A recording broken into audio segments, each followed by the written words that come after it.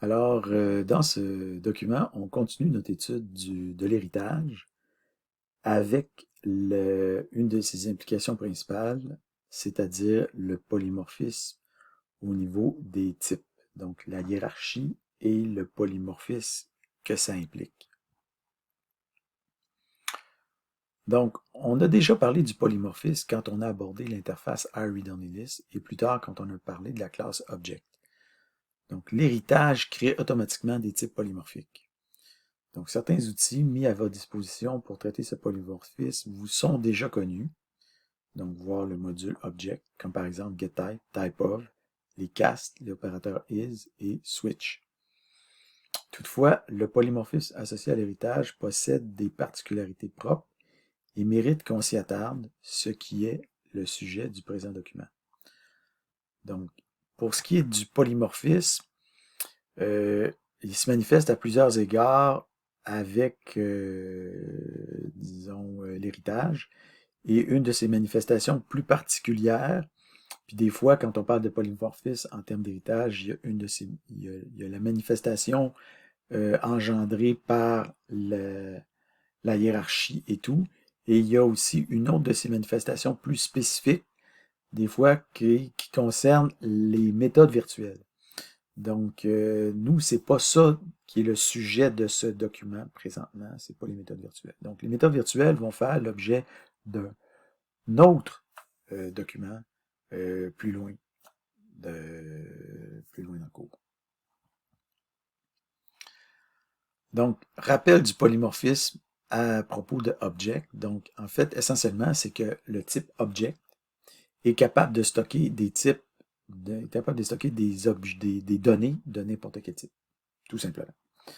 Donc, entre autres, si on a une donnée de classe personne et une donnée de classe étudiant, donc ici, c'est un nouvel étudiant et une nouvelle personne, alors on peut très bien, dans notre variable de type object, stocker une personne ou alors un étudiant, ou alors un entier, ou un caractère ou un booléen. Voilà, on peut stocker n'importe quoi. Maintenant, l'héritage lui-même engendre du polymorphisme. Donc, dès qu'il y a une classe qui hérite d'une autre classe, donc une classe dérivée qui hérite d'une classe de base, la classe de base devient polymorphique automatiquement. Ce qui fait en sorte que la classe de base, le type associé à la classe de base, peut dorénavant stocker soit son propre type ou alors un type dérivé. Donc, par exemple, ici, on voit que, bon, si on a une variable ici, ici on crée un étudiant, ici on crée une personne. Maintenant, ici, on a une variable de type personne aléatoire et on voit que cette variable-là, de manière entièrement aléatoire, on va stocker dedans quoi? On va stocker dedans soit une personne ou soit un étudiant.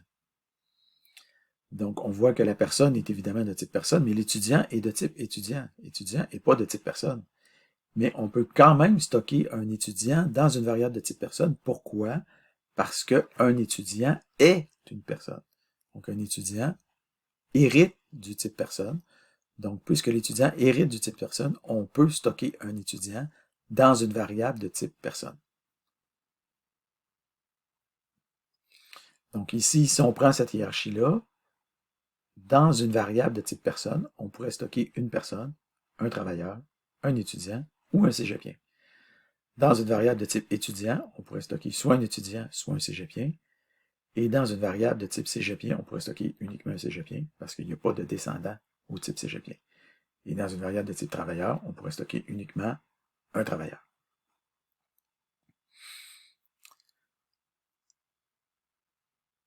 Donc, supposons maintenant que vous avez une classe personne, vous avez une classe étudiant et vous voulez définir une fonction qui permet de vieillir une personne. Bon, évidemment, on a déjà vu dans un PowerPoint antérieur qu'on aurait pu définir une méthode pour vieillir dans la classe personne elle-même. Mais là, c'est pas ça qu'on veut faire. On veut définir une fonction à l'extérieur de la classe personne et de la classe étudiant. On veut définir une fonction statique qui permet de vieillir une personne et une fonction, peut-être une autre fonction, qui permet de vieillir un étudiant. Donc la question est, faut-il définir une fonction ou deux fonctions?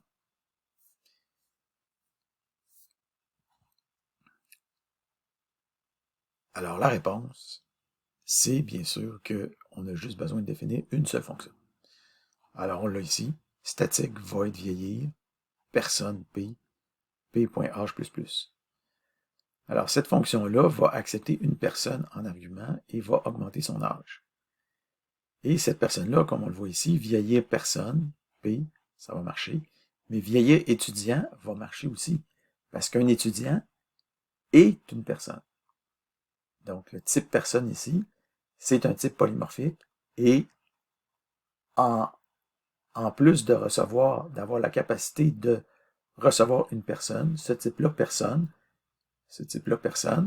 peut recevoir un étudiant, ou un cégepien, ou un travailleur. Okay?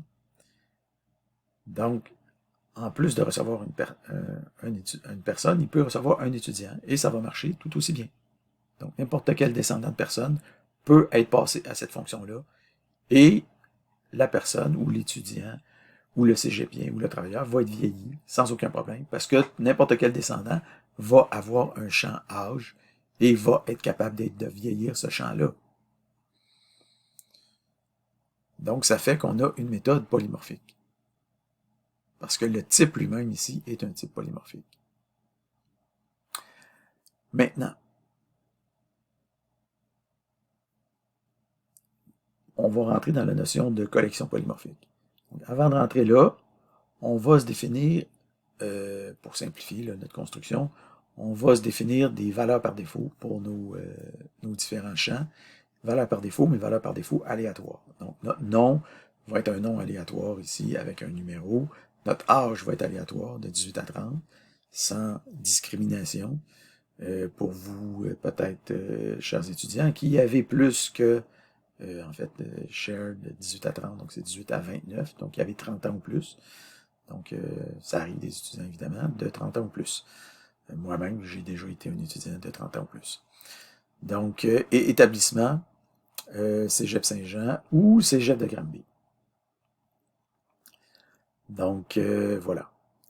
Alors, qu'est-ce qu'on fait maintenant? On se crée une liste de personnes, new, et on fait, qu'est-ce qu'on met dans notre liste? On met des nouvelles personnes dans notre liste, parce que c'est une liste de personnes, on met des nouvelles personnes. Mais c'est une liste de personnes, personne c'est un type polymorphique, donc on n'est pas obligé de mettre juste des personnes dans notre liste. On peut mettre des personnes, mais on peut mettre des étudiants. En fait, on peut mettre n'importe quel descendant de personnes. On peut mettre des personnes, mais n'importe quoi qui descend de personnes dans notre liste. Donc, on peut mettre des personnes, on peut mettre des étudiants, c'est ce qu'on fait ici. Donc, new personne, new étudiant, new étudiant. Et comme on le voit ici, on a deux personnes et deux étudiants. Après ça, on peut prendre notre liste de personnes, la convertir en array, et on obtient un array de personnes. Mais comme on le voit, notre array de personnes peut contenir aussi des étudiants, parce que c'est une collection polymorphique. Okay?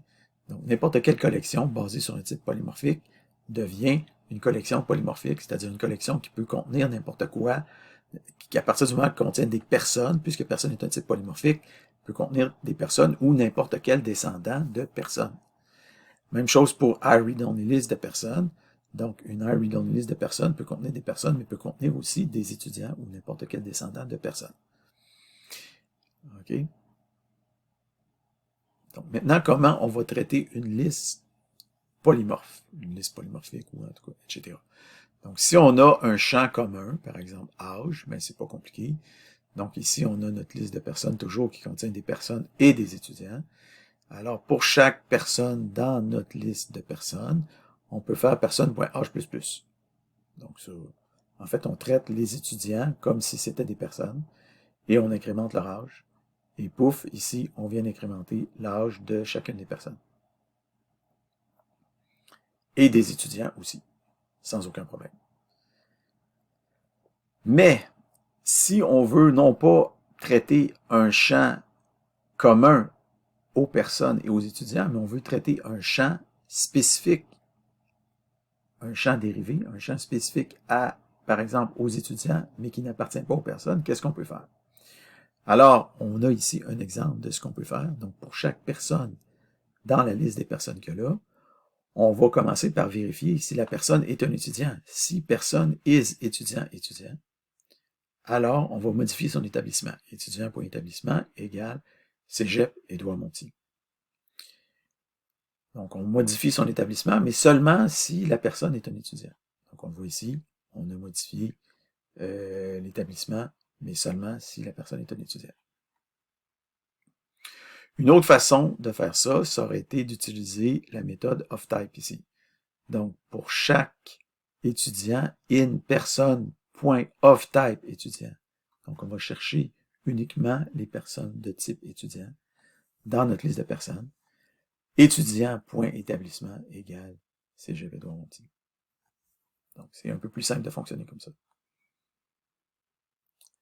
Donc, à propos de is, en ce qui concerne le polymorphisme, c'est important de saisir que cet opérateur-là, et le switch aussi, et aussi les autres constructions similaires comme les castes explicites, implicites, etc., vont fonctionner sur un objet avec n'importe quel supertype ou parent du type réel de l'objet. Donc, vous n'êtes pas obligé de cibler précisément le type réel pour que ça marche. Okay.